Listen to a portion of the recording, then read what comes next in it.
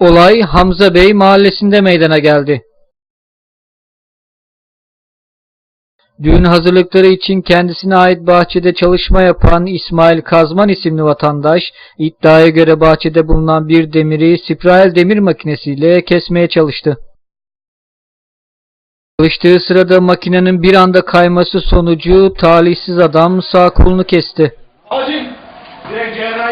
Kanlar içerisinde kalan İsmail Kazman, yakınları tarafından özel bir araçta İnegöl Devlet Hastanesi acil servisine getirildi.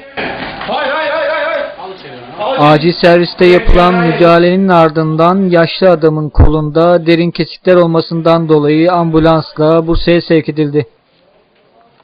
Olayla ilgili soruşturma ise sürdürülüyor.